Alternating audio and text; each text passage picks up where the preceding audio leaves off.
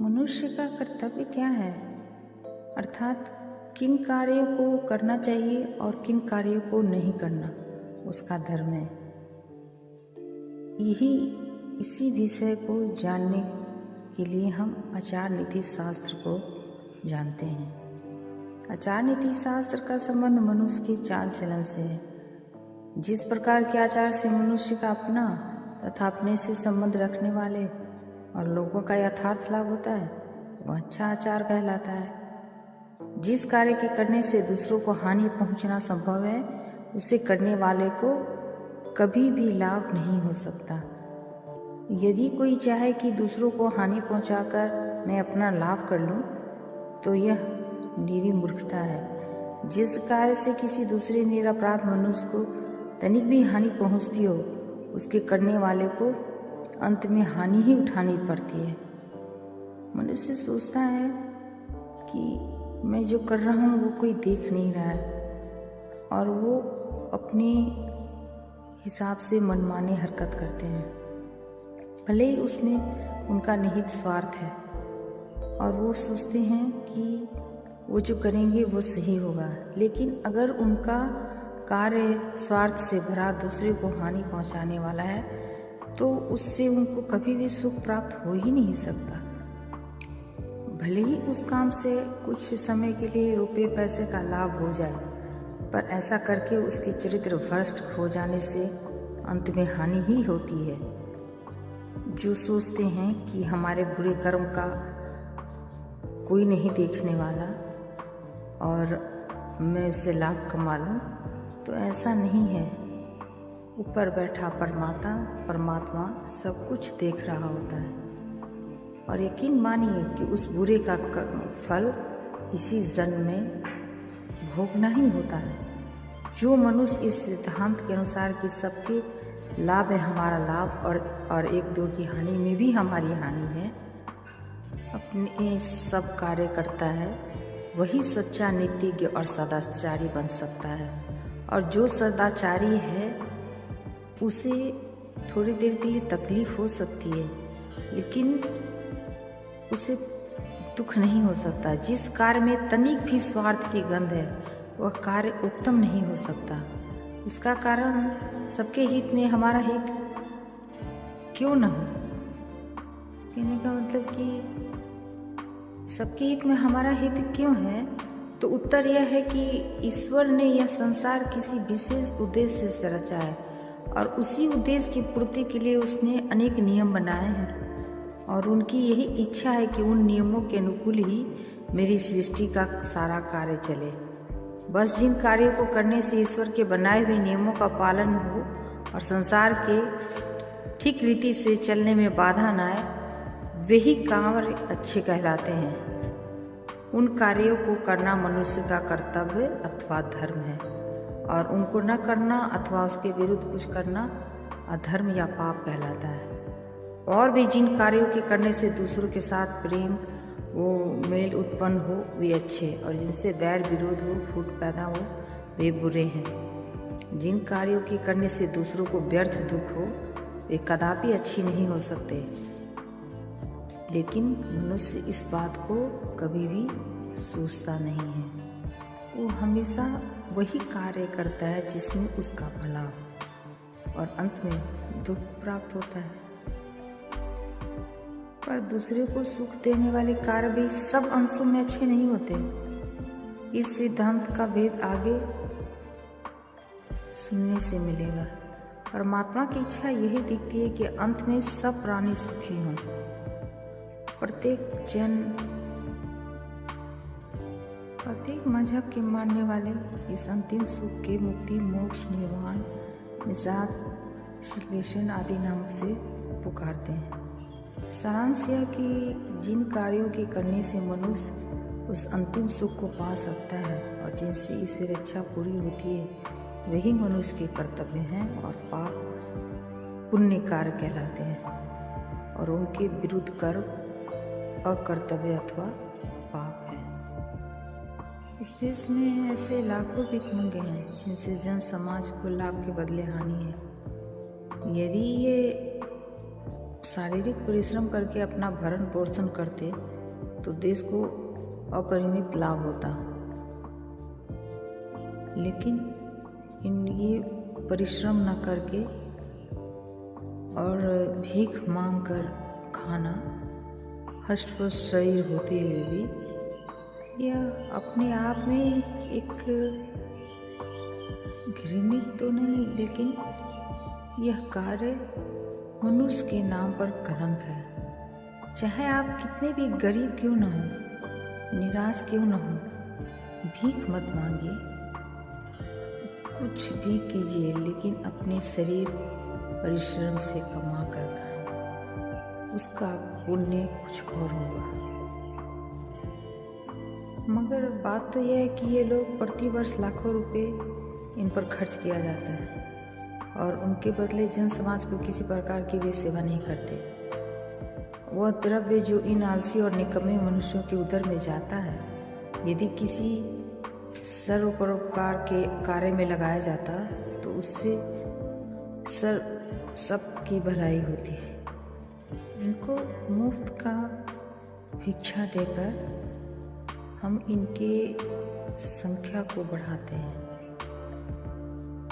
इनको भिक्षा न देकर इनको ऐसे मुख्य धारा से जोड़ने का प्रयास करना चाहिए जहाँ पे ये आत्मनिर्भर होकर अपनी क्षमता के अनुसार परिश्रम करके कमा खा सके।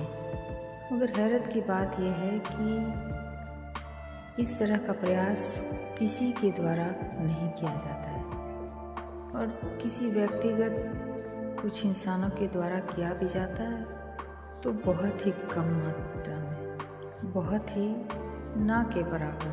जिस प्रकार कोई यात्री किसी दूर स्थान तक पहुंचने के लिए अनेक कष्ट उठाता और बीच बीच में कई मार्ग मिलने से भ्रम में वह पर बहुधा भटक जाता है, इसी प्रकार धर्म और अधर्म का विवेचन करने तथा अपना निज धर्म निश्चित करने की इच्छा रखने वाले मनुष्य की भी दशा होती है।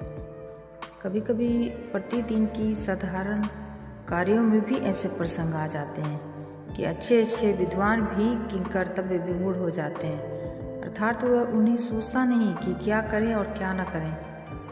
वास्तव में धर्म का विषय बहुत सूक्ष्म है। देश कालानुसार भिन्न भिन्न मनुष्यों के भिन्न भिन्न धर्म का कर्तव्य होते हैं। एक मनुष्य के लिए जो धर्म है वही दूसरे के लिए अधर्म बन जाता है। वैसे तो परोपकार पुण्य पापाय परपीड़न, अर्थात परोपकार पुण्य अथवा धर्म और परपीड़न अधर्म अथवा पाप कहलाता है। पर परोपकार और परपीड़न की बहुत सूक्ष्म विषय है जिसका निश्चय करना उतना आसान नहीं होता। बस हम ये समझ सकते हैं कि अच्छे कार्यों का नाम सदाचार और बुरे कर्मों का नाम दुराचार है, और इसमें तनिक भी संदेह नहीं है कि अंत में सदाचार से सुख और दुराचार से दुख होता है। पर इस संसार में यह भी देखने में आता है कि कई मनुष्यों की दशा इसके ठीक उलट होती है, अर्थात कई सदाचारी सज्जनों का जीवन दुख में और दुराचारी का जीवन सुख में देखने में आता है। परस्परन रहे कि किसी कहने का मतलब कि इस संसार में जो सदाचारी सज्जन का जीवन दुख में और दुराचारियों का सुख में देखने में आता है, तो किसी न किसी दिन इसी जन्म में दुराचारी घोर विपत्ति में भी पड़ जाता है। इसके सिवाय वह चाहे ऊपर से कितना ही सुखी क्यों न दिखता हो, और उसके मन पर चिंता, ईर्ष्या, बैर भाव आदि रहने के कारण जो बीतती है वही जानता है, दूसरा नहीं। सदाचारी मनुष्य नाना भांति के होशों में पड़ा हुआ भी ईश्वर में विश्वास और हृदय में शांति और संतोष रहने के कारण थोड़ा बहुत सुखी रहता ही है। उसके अंदर चिंता, ईर्ष्या, बैर भाव नहीं दिखाई देता और वो दुख में रह के भी शांत और संतोष में रहता है। पर दुष्ट जन चाहे जैसे ही धनवान, रूपवान, कुलवान और बलवान क्यों न हो, अपने दुराचार के कारण एक न एक दिन किसी आपत्ति में पड़े बिना नहीं रहते, और ऐसा समय आने के पहले भी, और चित्त के शांति रूपी सुख से तो वे सदा वंचित रहते ही हैं। मतलब उनका मन कभी भी शांत नहीं रह सकता। उनके दुराचारों के फलरूप भय, चिंता, ईर्ष्या आदि मनोविकार उन्हें एक पल के लिए भी सुखी नहीं रहने देते। और जो सदाचारी हैं उन्हें इस तरह की चिंता, दुख, भय, पश्चाताप, डर का भाव उनके मन में नहीं होता। प्रकृति के नियमों का उल्लंघन करने से उनका शरीर अनेक भयंकर रोगों का कीड़ा स्थल बन जाता है, जिससे वे तरुणावस्था में ही रूप, यौवन, तेज, बल और स्वास्थ्य खो बैठते और अकाल मृत्यु के गाल में समा जाते हैं। उनमें विषय सुख वासना अधिक प्रबल होती है। अतएव जब वे यौवन काल में ही अपनी की शिथिलता का अनुभव करने लगते हैं तो उसके हृदय की दशा बहुत ही शोचनीय हो जाती है। और यदि वे मृत्यु से बचे भी देर सवेर तो उनकी दशा बड़ी भयंकर हो जाती है। जिस विषय सुख को वे जन्म लेने का एकमात्र उद्देश्य समझते हैं, मनुष्य देह धारण करने का परम पुरुषार्थ मानते हैं, उसी के लोग भोग में अपने को असमर्थ देख वे जीवन को निरा भार समझने लगते हैं। दुराचारियों या दुर्जनों के आचरण में अन्याय और अत्याचार की मात्रा अधिक रहती है, जिससे उन्हें सदा इसी बात का डर बना रहता है कि कहीं कोई हमसे बदला लेने के प्रयत्न में तो नहीं है। कि एक कोने में भय बना रहता है कि कोई हमें आपत्ति में न डाल दे। यदि कोई काम वे छल कपट से किया है और करते हैं तो वे इसी डर में पड़े रहते हैं कि कहीं हमारा भेद न खुल जाए। ऐसे लोग कितने ही धनवान क्यों न हो, पर शिष्ट समाज में उनका आदर नहीं होता, जिससे भी वे बड़े दुखी होते हैं। सारांश यही है कि दुराचारी मनुष्य सुखी नहीं रह सकता, और सदाचारी चाहे कितना ही दीन या दरिद्र क्यों न हो, और कितने कष्ट के साथ अपना जीवन निर्वाह क्यों न करता हो, पर भय, चिंता, लज्जा आदि मनोविकार उसके चित्त को कुंठा नहीं करते, वरन अपने धैर्य और संतोष के कारण वह दुष्टों की अपेक्षा सुखी ही रहता है।